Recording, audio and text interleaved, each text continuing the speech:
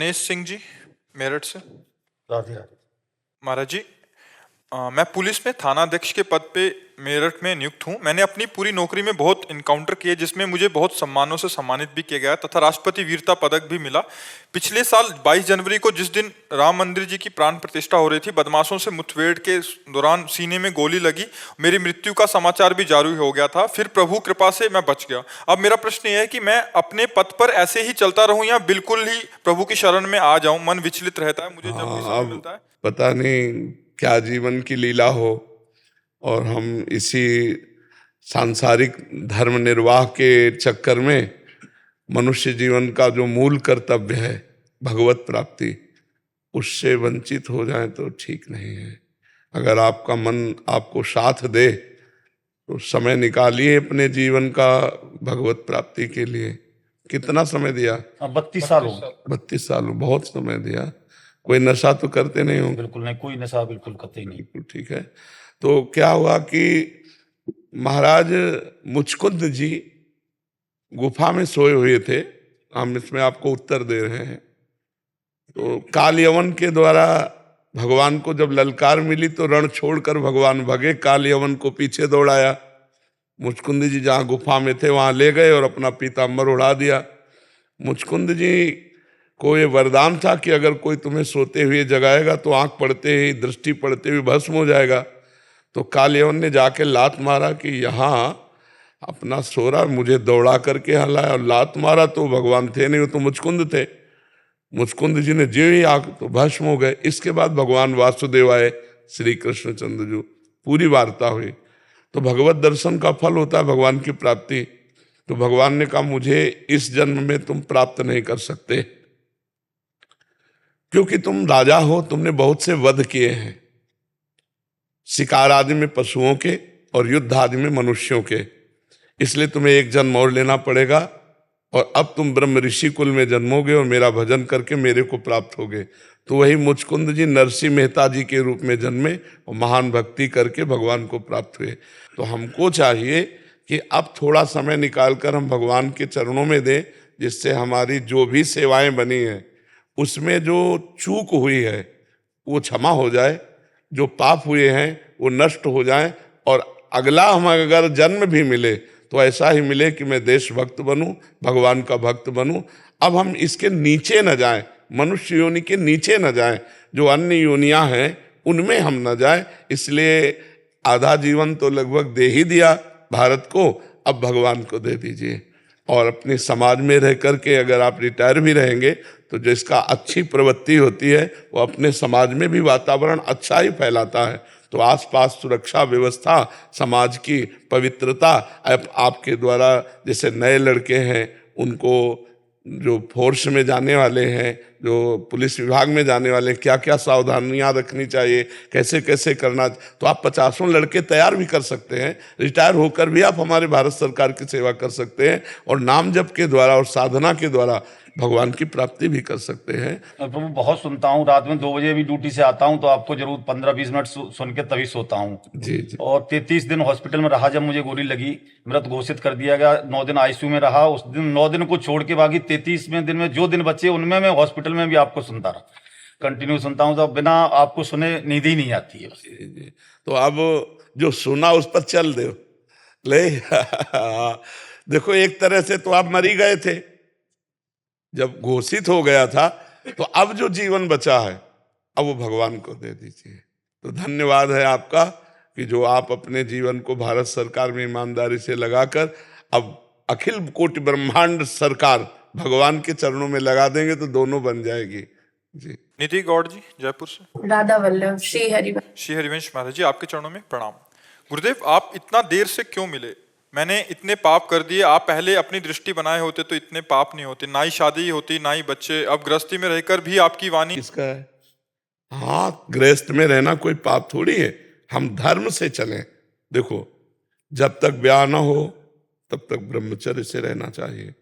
जिस पुरुष से ब्याह हो उसे साक्षात भगवान का स्वरूप मानकर अपने भावना उसके अनुकूल कर देनी चाहिए। जो संतान हो वो हमारी गृहस्थी के यज्ञ रूपी पूजा है, उस यज्ञ का एक फल है। उनको पढ़ाए लिखाए, उनको उन्नतिशील बनाए और भगवान का भजन करें, इसी से भगवान की प्राप्ति हो जाएगी। पाप कर्म उसे कहते हैं जो धर्म के प्रतिकूल होता है, जो मना किया जाता है कि ना। अब जैसे जिसका किसी पुरुष से ब्याह हो गया और वो दूसरे पुरुष से संपर्क रखती है, व्यभिचार करती है, वो पापी नहीं है। या जो पुरुष अपनी पत्नी से छुपाव करके दूसरी स्त्रियों से, वो पापी पुरुष है, क्योंकि वो पापाचरण है। लेकिन अपने पति या अपनी पत्नी से वो धर्म है। भगवान ने कहा है धर्मयुक्त काम मैं हूं, अपनी विभूतियों में भगवान ने वर्णन किया है। तो अगर अपने से कोई गलती हो गई है तो अभी चांस है, हम भगवान की आश्रय वृत्ति लेकर नाम जप करें, उन पापों को नष्ट कर दें और आगे से सावधान रहे कि जो पाप कर्म है वो हम ना करें। तो गृहस्थी और विरक्ति में कोई अंतर नहीं। क्या हम अपने धर्मानुसार भजन करें, आप अपने धर्मानुसार भजन को, दोनों को भगवत प्राप्ति होगी। जो गृहस्थी अपने परिवार को भगवान की दी हुई, भगवान ने तो दिया है, नाथ सकल संपदा तुम्हारी, मैं सेवक समेत सुत नारी, और खूब भजन करे, भगवान को प्राप्त हो जाएगा। विरक्त सारे संसार को अपना परिवार समझे, सारे संसार को, उदार चरितानाम वसुधैव कुटुंबकम, और अपना भजन सारे संसार को दे दे और भगवान के आश्रित हो जाए तो भगवान को प्राप्त हो जाएगा। ये विरक्तों को करना पड़ेगा, क्योंकि रोटी खाई है, कपड़ा पहने है, संसार का सुख लिया है, तो आपका भजन संसार को जाना चाहिए। और गृहस्थ को मेहनत करके विरक्तों की सेवा, परिवार की सेवा, नाम जप, भगवत प्राप्ति। पापाचरण ना करें, पापाचरण से फिर दुख मिलेगा, अशांति होगी, चित्त विक्षेप को प्राप्त होता रहेगा। मुझे बच्चों में राधा रानी का भाव करते हैं, पर अनुशासन के लिए कभी डांट देते हैं तो बहुत दुख होता है। जरूर डांटना चाहिए, नहीं, दुख नहीं होना चाहिए।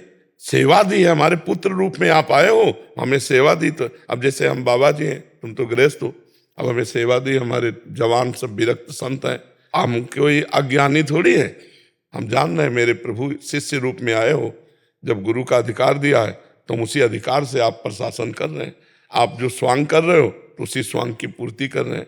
आप शिष्य का स्वांग कर रहे हो, हमें गुरु का स्वांग दिया है, तो हम अपने स्वांग में वैसे ही रहेंगे जितना अधिकार आपने दिया है।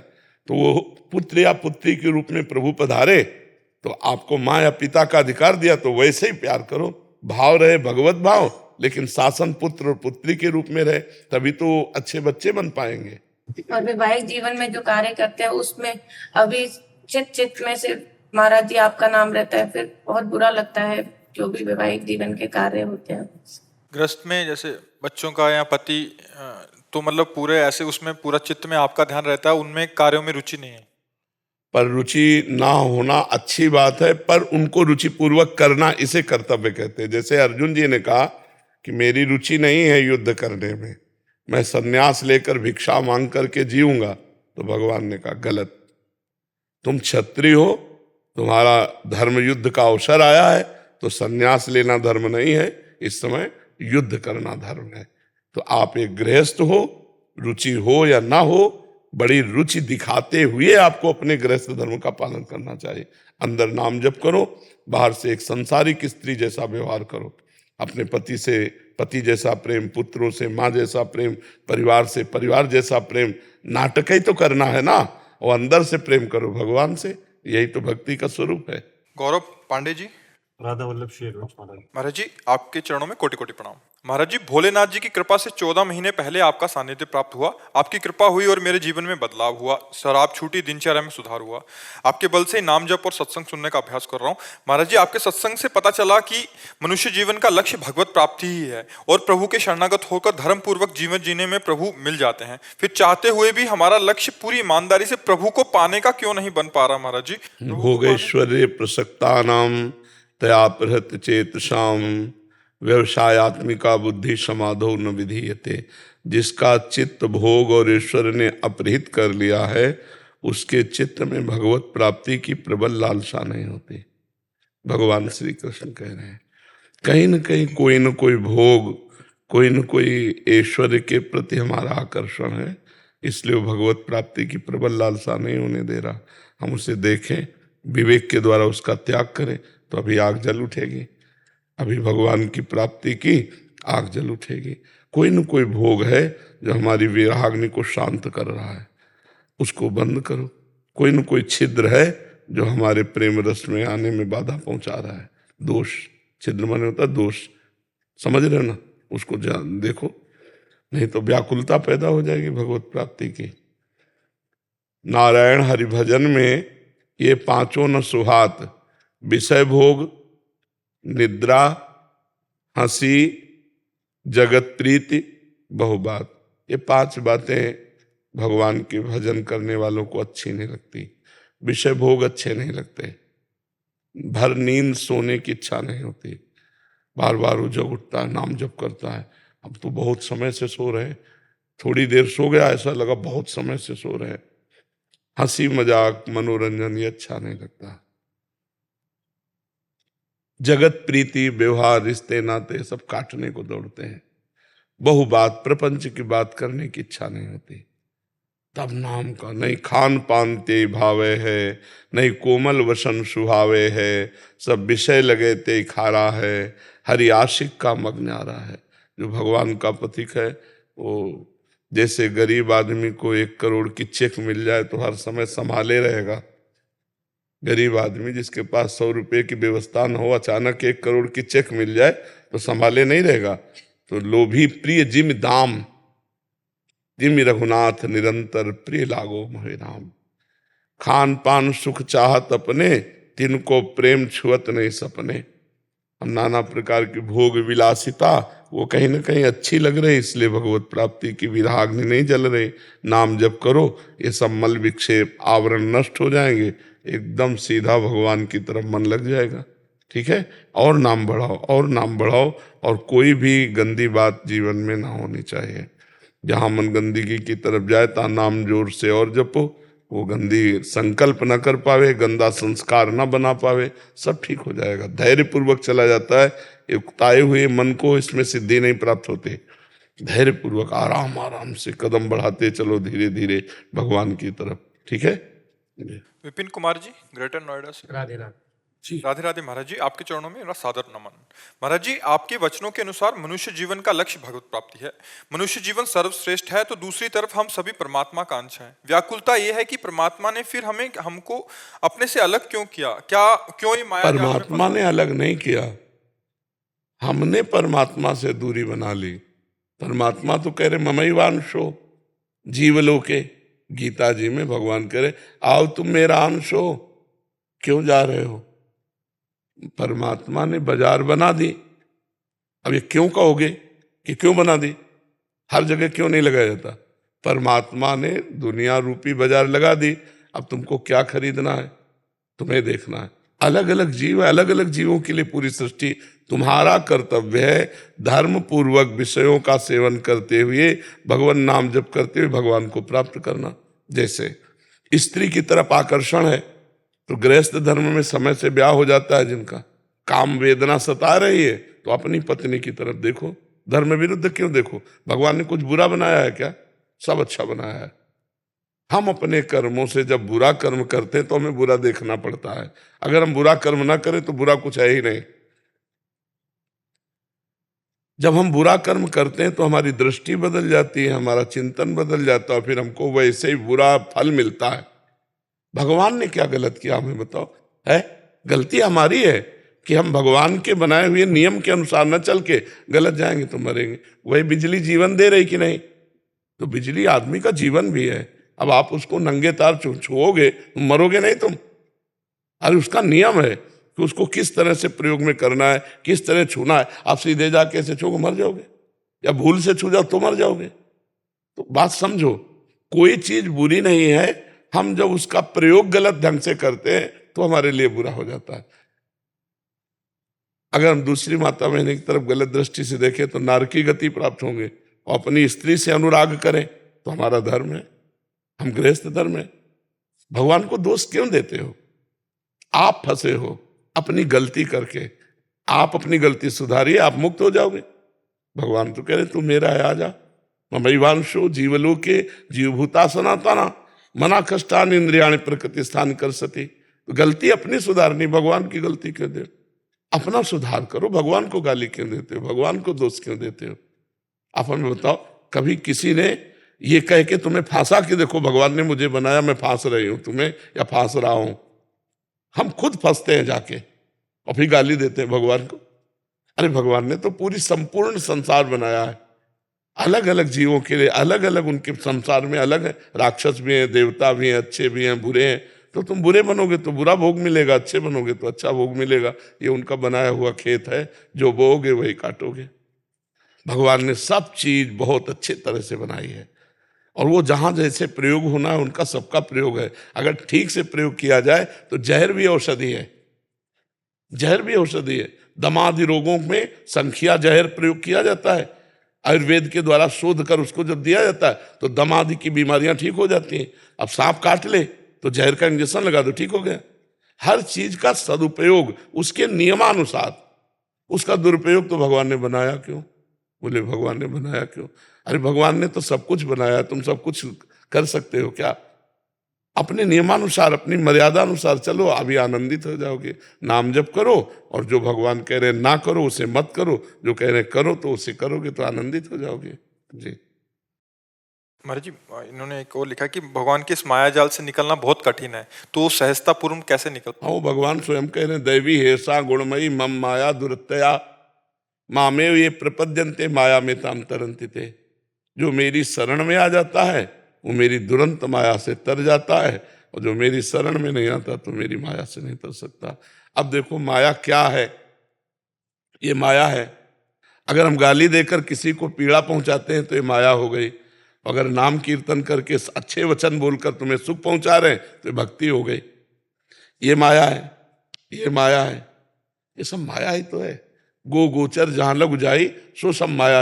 ये माया कष्टप्रद है या भक्तिप्रद है? हमें बताओ। यहां आप बैठे हो तो आपको कष्ट मिल रहा है या सुख मिल रहा है? सुख मिल रहा है। तो ये माया सुखद है कि दुखद? अगर विपरीत दिशा में जाओ तो दुखद है, और अगर अनुकूल दिशा में जाओ तो सुखद है। तो माया माँ है, माया माँ है। सब मायापति बनना चाहते हैं तो पिटते हैं इसीलिए। मायापति तो भगवान है, माया हमारी माँ है। जो गुणमयी भगवान की माया है, यही तो महामाया, महायोगिनी, महादेवी है। काकभूषुंड जी से गरुण जी महाराज पूछते हैं, आप तो इतने समर्थ महात्मा है, कौवे का शरीर क्यों धारण किए? बोले इस शरीर से भक्ति भगवान की उपजी, इसलिए मुझे शरीर बहुत प्रिय है। माया क्या नहीं है? आप विचार करो। वही ईंट जब मंदिर में लगती है तो प्रथम सीढ़ी से हम वंदना करने लगते हैं, और वही ईंट अपने प्रयोगों में भी तो आती है। घर, दरवाजे, बाथरूम सब उसी में बनते हैं। ईंट तो वही है ना, सीमेंट तो वही ना। वो लग कहाँ गई तो बंधनी हो गई, और एक जगह लग गई, जूता पहनकर उस पर चलते हैं। माया क्या है? भगवान की रचना है। आज तक हमें बताओ कि वो आए, कोई आया कि मैं माया हूं, मैं तुम्हें सता रही हूं? आप बताओ, कोई नहीं माया। आकर्षण है, विषयों का अपना प्रभाव है, और हम अपने को नहीं रोक पाते, उनमें चले जाते हैं तो दोष दे देते हैं कि माया बहुत बलवती है, मुझे घसीट करके नष्ट कर दिया। माया ने नहीं घसीट के नष्ट कर दिया। आप घसीट क्यों रहे हो? क्यों जा रहे हो? कभी किसी को कोई जबरदस्ती घसीट रहा हो तो हमें बताओ। शराब की बोतल आपको घसीट रही हो तो बताओ, आप ही देखकर घसीट जाते हो। बेईमानी में आप ही घसीट जाते हो, अधर्म के धन में आप ही घसीट जाते हो, पराई माता बहनों की तरफ आप ही लुभायमान हो रहे हो। माया क्या है? तुम्हारी कुबुद्धि। भक्ति क्या है? तुम्हारी सुबुद्धि। नाम जप करो, अपनी बुद्धि को शुद्ध करो। माया कोई है नहीं। माँ माने नहीं, या माने जो है नहीं पर भासती है, उसका नाम माया है। और जो है पर दिखाई नहीं दे रहा, वो भगवान है। जो है, जिसकी सत्ता है पर दिखाई नहीं दे रहा, वो भगवान है। और जो दिखाई दे रहा है, ये है नहीं। जैसे हमारा ये रूप नहीं है न, ये 60 वर्ष पहले था, अब कितने दिन होंगे इसके बाद ये नहीं रहेगा। लेकिन परमात्मा इसमें जो है, वो पहले भी था, वो अब भी है, वो आगे भी रहेगा। नाम जप करो, सब ठीक हो जाएगा। भगवान की शरण में होकर नाम जप करो। पीयूष श्रीवास्तव जी। श्री हरि महाराज जी, आपके चरणों में कोटि कोटि प्रणाम। महाराज जी, आज के इस स्वार्थ से भरे संसार में निस्वार्थ प्रेम करने वाला कोई है क्या? हाँ, स्वार्थ रहित जग जुग उपकारी, तुम तुम्हार सेवक असुरारी। भगवान और भगवान के प्रेमी भक्त। सांसारिक संसार में कोई जो संसार में निस्वार्थ प्रेम नहीं, करता हो। संसार स्वार्थ लाग करे सब प्रीति, सुर नर मुनि सब की यह रीति। संसार में नहीं, संसार में स्वार्थ की ही प्रीति है। जब तक भगवत भाव नहीं आएगा, संसार दिखाई देगा, तब तक स्वार्थ दिखाई देगा। और जब सर्वत्र भगवान है तो बात अलग हो जाएगी। जब भगवान देख पाओगे सर्वत्र, तब तो हम कहा तुम तुम्हार सेवक असुरारी। भगवान और भगवान के प्रेमी भक्त, ये दो स्वार्थ रहित है। तो जब भगवान देखोगे तो स्वार्थ नहीं दिखाई देगा, संसार देखोगे तो स्वार्थ दिखाएगा। निस्वार्थ बात करने वाला, जैसे कोई भी आजकल रिश्ते नाते हुए तो निस्वार्थ कभी कोई बात ही नहीं करता। जगह मूल ही खराब है। मूल विवेक जो है, बुद्धि है, वही खराब है। वो स्वार्थ के बिना कुछ करेगी ही नहीं, कामना के बिना कुछ करेगी ही नहीं। तो जब बुद्धि ही खराब है तो फिर कैसे चलेगा? बुद्धि शुद्ध हो जाए तो फिर परमार्थ दिखाई दे। परमार्थ में स्वार्थ नहीं है, स्वार्थ में संसार में सबके अंदर भरा हुआ है। पूरा सुर नर मुनि सबकी आदिति। स्वार्थ पाए करे से। हाँ, केवल भगवान और भगवान के प्रेमी भक्त, इन दो में स्वार्थ नहीं दिखाई देगा आपको। बिल्कुल निस्वार्थ भाव से। जी, जैसे कोई भक्त अपना भजन करता तो वो भी कहीं ना कहीं अपने स्वार्थ के लिए करता है कि हमारा ही कल्याण हो। वो एक सीमा तक, आपकी सोच तक। हाँ, फिर आगे जगत के लिए होता है। अब जो भी इस शरीर से हो रहा है वो जगत मंगल के लिए हो रहा है। तभी तुम्हारा परिवर्तन होता है कि हमने जब से सुना तब से छोड़ दिया, अब हम ऐसे चल रहे वैसे चल रहे। ये सब भजन से होता है, बिना भजन के नहीं होता है। पूरा बड़े बड़े संत महात्मा रात दिन भजन करते हैं, फिर संकल्प करते हैं, सर्वे भवन्तु सुखिना, सर्वे सन्तु निरामया, सर्वे भद्राणि पश्यन्तु माँ कस्य। अब तुम कैसे जान पाओगे? कठोर तपस्या कर रहे हैं, भजन कर रहे हैं, लेकिन जगत मंगल के लिए। अब ये कैसे जानोगे? वो अंदर की बात है। तुम्हें लगा कि संत महात्मा भी भजन करते अपने कल्याण के लिए। कल्याण तुमका कब का हो जाता है? जे भी भगवान के मार्ग में कदम रखते हैं ते भी कल्याण हो जाता है। सन्मुख होए जीव मोय जब ही, जन्म कोट यज्ञ नाशों तब है। अब वो भजन करते हैं जगत मंगल के लिए। जो पहुंचे हुए महात्मा जन है वो जगत मंगल के लिए करते हैं। ठीक है बच्चा? गुरुजी, वो स्थिति कैसे लाए? किसी की अनुकूलता प्रतिकूलता का जैसे हमारे ऊपर प्रभाव पड़ता है तो हम कैसे? ये शुद्ध ज्ञान हो जाने पर, जब तक शुद्ध ज्ञान नहीं होगा तब तक द्वंद्वातीत नहीं हो सकते। और द्वंद्वातीत होने के लिए जो ज्ञान चाहिए, उसके लिए गुरु शरणागत होकर उनके द्वारा बताई हुई साधना, आराधना, उपासना जब करोगे तब ज्ञान प्रकट होगा। और जब ज्ञान प्रकट होगा तो फिर द्वंद्व विमुक्ता, कोई भी द्वंद्व, मान अपमान, सुख दुख, लाभ हानि, जय पराजय, इसमें समता रहती है, समान भाव रहता है, विचलित नहीं होता। पर इसके लिए ज्ञान चाहिए ना। अब ज्ञान उस कोटि का जब हम साधना करें तब मिले ना। साधना उस कोटि की तब हो ना जब गुरु मिले, और गुरुदेव तब मिलेंगे जब बड़े भाग्य, बड़े पुण्य एकत्रित हो जाएं, भगवान कृपा करें तो सदगुरु मिल जाए, हमारी साधना में रुचि हो, तब ज्ञान प्रकट हो। गुरुजी, मैं आपके शरणागत हूँ, मेरे ऊपर कृपा करो। नाम जप, शरणागत कह के और कृपा मांगना, इसका मतलब शरणागति नहीं है।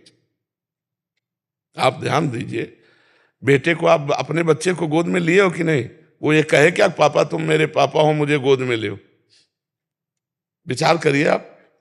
मुझे ठसक होनी चाहिए कि मैं, इनका बताने की थोड़ी जरूरत है। मैं तो अहोभाग्य मुझे ऐसे गुरुदेव मिले, मैं शरणागत हूँ।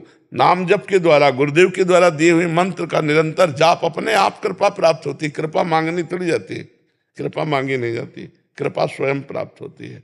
हम कृपा पात्र बने। हमने गुरुदेव के लिए क्या किया? प्रश्न है, आप जैसे कृपा मांग रहे हो तो गुरुदेव ने तो अपना जीवन धन नाम मंत्र आपको दे दिया, कुछ लिया तो नहीं। अब गुरुदेव की आज्ञा का पालन करना। जो गुरुदेव ने मंत्र दिया, नाम दिया, जो आदेश उपदेश किया, उसके अनुसार चले। कृपा ही कृपा है। आप देखोगे कि आठों पैर हमारे ऊपर कृपा है, चारों तरफ हमारे ऊपर कृपा है। भगवान की कृपा मुझे आनंदित कर रही है। आप अनुभव करेंगे ऐसा। नाम जप करो, शास्त्र स्वाध्याय करो, सत्संग सुनो, और जो नहीं करना चाहिए वो मत करो, जो करना चाहिए वो करो। अभी आनंद आने लगेगा। जहां पाप नष्ट हुए तो आनंद की अनुभूति होने लगेगी। साहिल जी हरियाणा से।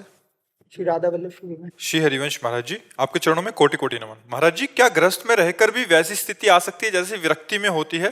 ग्रस्त में क्यों, बहुत से महापुरुष हुए हैं। आप भक्तों के चरित्र पढ़ के देखिए, बहुत से ऐसे भक्त हैं जो गृहस्थी में थे। जैसे अभी नाम लिया नरसिंह मेहता जी, पुत्र थी, पत्नी थी, पुत्री थी, सब थे, और बड़े महापुरुष थे, बड़े महापुरुष थे। नहीं, बहुत से ऐसे भक्त हुए जो गृहस्थी में भी भगवान के परम प्रेमी महाभागवत हुए। बड़े बड़े संत उनको नमस्कार करते, जैसे भाई जी से हनुमान प्रसाद पोद्दार जी महाराज गृहस्थी में ही तो थे, राधा बाबा विरक्त थे, लेकिन गुरु भाव से भाई जी का सेवन करते थे। गुरु भाव से विरक्त होकर सन्यासी होकर एक धोती कुर्ता पहने हुए भाई जी से हनुमान प्रसाद पोद्दार जी का वो गुरु भाव से सेवन कर, और बहुत से संत पूज्य भाई जी का सम्मान करते थे। तो मुझे लगता है कि भगवान का भजन और भगवान के जो भक्ति के सद्गुण हैं वो कोई बटे हुए नहीं कि बाबा जी बनकर ही प्राप्त किया जा सकता है। नहीं, वो पैंट शर्ट में भी संत हो सकता है और बाबा जी के वेश में भी असंत हो सकता है, पाखंडी हो सकता है, दम्भी हो सकता है, नाटकी हो सकता है, और पैंट शर्ट में वो पैंट बाबा जी से ज्यादा भक्ति करने वाला हो सकता है। अंदर भक्ति का स्वरूप आंतरिक है, बाहरी वेश तो कपट से भी धारण किया जा सकता है, लेकिन जो आंतरिक भक्ति वो कपट से नहीं होती, वो निष्कपट प्रेम से होती है। तो हमें लगता है गृहस्थी में तो बाबा जी से ज्यादा सरलता है भक्ति की, हमें लगता है। कैसे? जैसे दूसरे हमें लाखों लोग प्रणाम करते हैं और गृहस्थी को कोई प्रणाम नहीं करेगा, वो ऊपर से संतों को प्रणाम करेगा। भजन साधन करते हुए भी दैन्यता रहे, कोई प्रणाम कहे तो कहें भैया नहीं, हम तो गृहस्थ आदमी हैं। तो बहुत से लाभ हैं गृहस्थी बनकर भजन करने में, पर गृहस्थी में भजन करना कठिन है। बात यह है, गृहस्थी में भजन, लड़का बच्चा परिवार काम काज इतना सब माइंड में कि वो भजन का समय नहीं रहता। अब वो भजन माला लेके बैठे हैं, वो लड़का कुछ बात करना चाहता है, वो आपस में बात कर रहे हैं, वो घर में पूरा एक माहौल होता है ना माया का। तो वहां भजन कर, अगर वहां भजन कर ले जाए तो उससे बड़ा कोई साधु नहीं, क्योंकि अकेले कमरा में बैठकर मन भजन में लगाओ तो बड़ी समस्या पड़ती है। फिर 20 लोगों के बीच में बैठकर भजन कर लेना है और बड़ी बात है। और वो संसार के कार्यों को करता हुआ भगवान का नाम जप करता है। सब धर्मों का मूल धर्म गृहस्थ धर्म है। बाबा जी पैदा कहाँ होते हैं? गृहस्थों के आए तो पैदा होते हैं? नहीं होते। बाबा जी का जीवन पलता कहाँ है? गृहस्थों से ही तो पलता है। हमें वस्त्र गृहस्थों ने दिए, हमें भोजन गृहस्थों ने दिए, हमें वास गृहस्थों ने दिया, हम पैदा गृहस्थों के यहाँ हुए, हमारे जीवन का पूरा यापन गृहस्थों से हो रहा है। और वो हमारे जीवन का पोषण करते हुए, खुद अपना जीवन का पोषण करते हुए, किसी से कुछ ना लेते हुए भजन कर रहे हैं, तो बड़ा कौन हुआ? गृहस्थ। जो विरक्त का भी भरण पोषण करते हुए, अपना भरण पोषण करते हुए भगवान का भजन कर रहा है। तो ये मान लेना कि मैं गृहस्थी हूं तो भगवान को नहीं प्राप्त हो सकता, हमें लगता है बहुत अच्छे से प्राप्त कर सकते हो। पर यह है जरूर कि गृह कारज नाना जंजाला, ते अति दुर्गम शैल विशाला, ये सरावत अति कठिनाई, राम कृपा बिनु आए न जाए।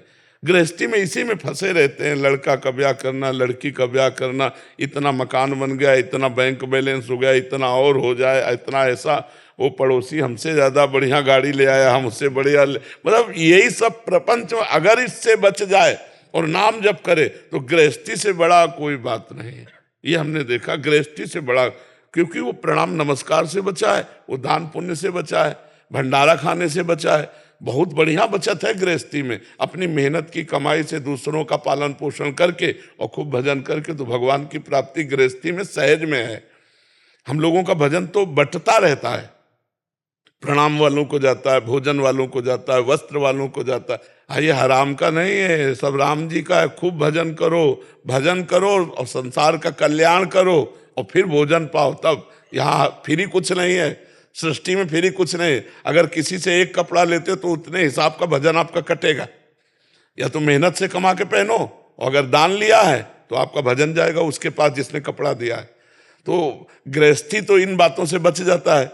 दान पुण्य प्रणाम नमस्कार ये सब कुछ उसका होता नहीं है, और वह एकांतिक भजन करके और संतों की सेवा करके और दैन्यता से कि मैं तो गृहस्थ हूँ, भोगी पुरुष हूँ, वो बड़ी जल्दी निकल जाए।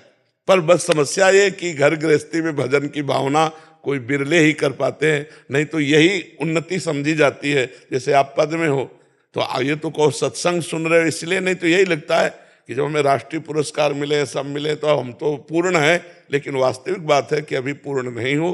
पूर्ण तब होगा जब भगवान आपको स्वीकार कर लेंगे, क्योंकि ये जीवन भगवान के लिए है। श्वेता शुक्ला जी। राधे राधे। राधे राधे महाराज जी। महाराज जी, शादीशुदा जीवन में एक औरत का सबसे बड़ा कर्तव्य क्या है? देखो, पहली बात तो आप ना औरत हो और ना कोई पुरुष है। पहली बात स्वीकार करो कि मैं भगवान का अंश हूं। मानते हो इस बात को? पहली बात, पहले हम भगवान के अंश हैं। फिर दूसरी बात है कि ये अंश स्त्री शरीर में आया है, तो स्त्री शरीर का कर्म हुआ लोक धर्म, और भगवान के अंश है, ये हुआ परम धर्म। परम धर्म का पालन करते हुए, भगवान का नाम जप करते हुए, अपने परिवार और अपने पति को भगवत स्वरूप मानकर आराधना करना, यही एक स्त्री का परम कर्तव्य है। जैसे सास ससुर है, उनमें भगवत भाव करे, देवर नंदरानी जो भी हैं, ये सब भगवत स्वरूप है। लड़ाई झगड़ा कलह अशांति तब होती है जब हमारे अंदर भेद बुद्धि होती है। जब भगवत बुद्धि होती है तो सब प्यार भरा जीवन। और जब हम सास ससुर की सेवा करेंगे, अपने पति के परिवार को प्रेम देंगे, तो पति अपने आप अधीन बना रहेगा। अगर पति अधीन बना है और परिवार की भगवत स्वरूप से सेवा हो रही, तो आप खुद देखो, ये लोक आपके लिए परम सुखमय हो जाएगा। और परम धर्म भगवद अंश, नाम जप कर रहे हो, इसलिए आपको भगवान की प्राप्ति होगी। लोक परलोक दोनों आपके मंगल में हो जाएंगे यदि नाम जपते हुए भगवत भाव से अपने परिवार की सेवा करते हुए उसका फल अपने पति को प्रसन्न रखना, पति की अधीनता, पति के सुख के विषय में चिंतन करना कि हम कौन सी चेष्टा करें जिससे हमारे पति को सुख मिले। यही स्त्री का परम धर्म है। एक है धर्म, एक है व्रत, एक है कर्म, एक है नियम, पति कैसे प्रसन्न हो। एक है धर्म कर्म व्रत नेमा, काय वचन मन पतिपद प्रेमा। शरीर से, वाणी से, मन से हमारी चेष्टा पति के चरणों में, वो प्रसन्न रहे, वो सुखी रहे। अगर ये हो गया तो लोक परलोक दोनों बन गए। महाराज जी, इसमें एक और प्रश्न है, ये तो एकदम विशुद्ध उत्तर होगा। हाँ, भागवती। महाराज जी, अगर पति प्रतिकूलता दे, पति की तरफ से प्रतिकूलता हो, और जैसा हम, वैसे भक्ति में आनंद तो तभी आता है जब हम आपको प्यार करें, आप हमें प्रतिकूलता दें। आप अनुकूल रहे तो फिर प्रेम का क्या। अगर आप प्रतिकूल हो फिर हम आपको प्यार करें तो हमारी भक्ति जोरदार की हो गई, नहीं हो गई। अगर हम ये सोचकर भक्ति करें कि ईश्वर हमारे अनुकूल ही चले, तो बहुत कमजोर भक्ति रहेगी। और जब ये सोच के चलेंगे कि आप हमें दंड भी देंगे, प्रतिकूलता भी करें, प्यार का मतलब समझते हो, हम जैसे आपको प्यार करते हैं और आप सभा में खड़े होकर दूसरे को प्यार कर रहे हैं, आदर दे रहे हैं, हमारा तिरस्कार कर रहे हैं, फिर भी हमारे हृदय में आपके प्रति प्यार भाव बना रहे, उसे प्यार कहते हैं। ये प्यार कौन करता है? उपासक के सिवा थोड़ी कोई कर सकता है। भगवान ने वामन रूप धारण करके बलि से 3 पग पृथ्वी मांगी। गुरुजी ने उनके मना किया कि ये कोई वामन और नहीं, भगवान श्री हरि है, ये अपना पैर इतना बढ़ा लेंगे कि तुम 3 पग दे ही नहीं पाओगे। तो उन्होंने गुरु की आज्ञा नहीं मानी कि अब भगवान जब मांगने आए हैं, ये अपने संकल्प से भी छीन सकते थे, ये अपने पार्षदों को भेजकर हमें मरवा भी सकते थे। जब मांगने आए हैं तो गुरुदेव अब आपकी बात नहीं मानेंगे। भगवान के लिए ही तो गुरुदेव होते हैं, और आप भगवान से मना कर रहे हो कि इनको मत दो, अब हम आपकी बात नहीं मानेंगे। देखते जाना, हम आपको प्रेम की बात कह रहे हैं। गुरुदेव ने शाप दे दिया, जा ऐश्वर्य भ्रष्ट हो जा, श्रीहीन हो जा, लक्ष्मीहीन हो जा। कोई फर्क नहीं पड़ा बलि को। अब 3 पग पृथ्वी का दान किया।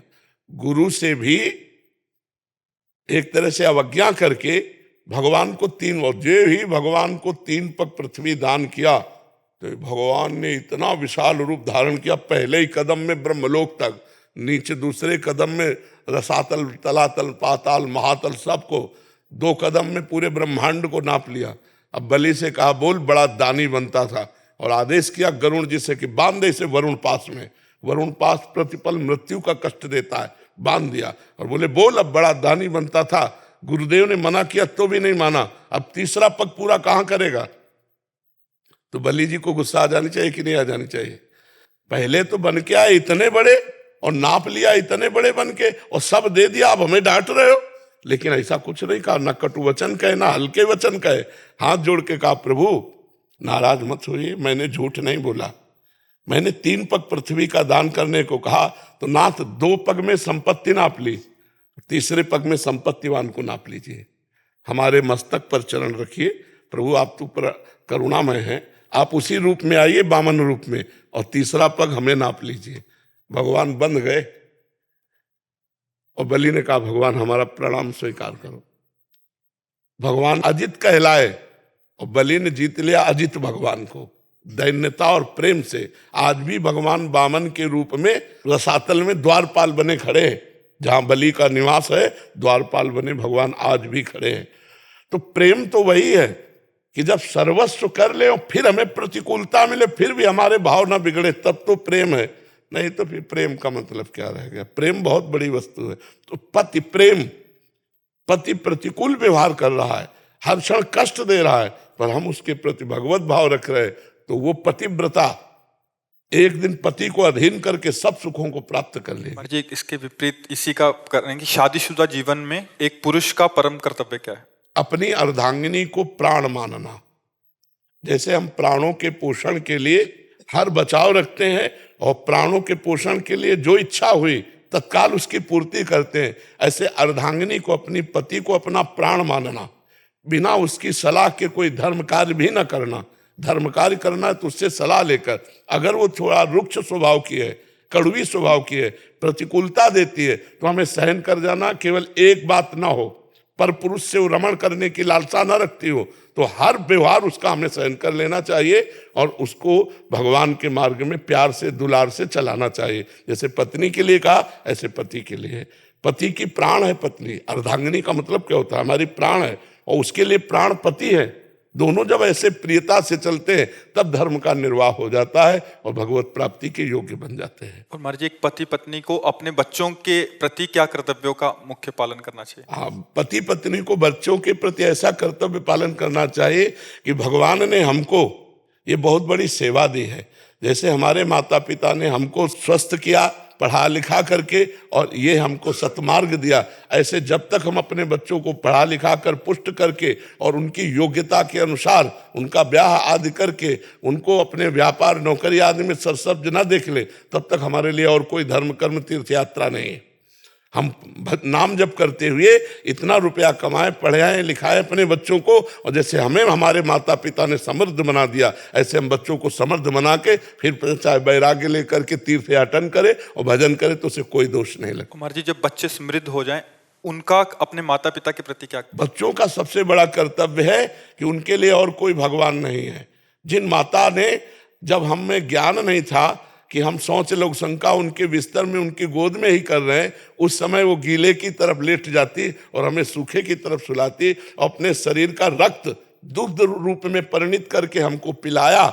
ऐसी माता पिता जब वृद्धावस्था को प्राप्त हो रहे हों तो जवान पुत्र को चाहिए कि किसी मंदिर आदि के भगवान की आराधना नहीं, अपने घर में विराजमान माता पिता की भगवान की तरह आराधना करें, उनकी सेवा करें, उनकी आज्ञा में रहें, रोज उनको प्रणाम करें, मेहनत से रुपया कमा कर धर्म पूर्वक माता पिता की सेवा करें। वस्त्र है, भोजन है, औषधि है, अपने हाथ से भी सेवा करें और धन से भी सेवा करें और मन से भी सेवा करें। तो ऐसे माता पिता की सेवा करने वाले पुत्र को अपने आप भगवत प्राप्ति हो जाती है। और अगर महाराज जी पुत्र दो हों, समृद्ध हो जाएं, अपने फैसले स्वयं लेने लग जाएं, तो भाई का भाई के प्रति क्या कर्तव्य? भाई को चाहिए, अगर वो बड़ा भाई है तो छोटे भाई के प्रति पुत्रवत प्यार रखना चाहिए।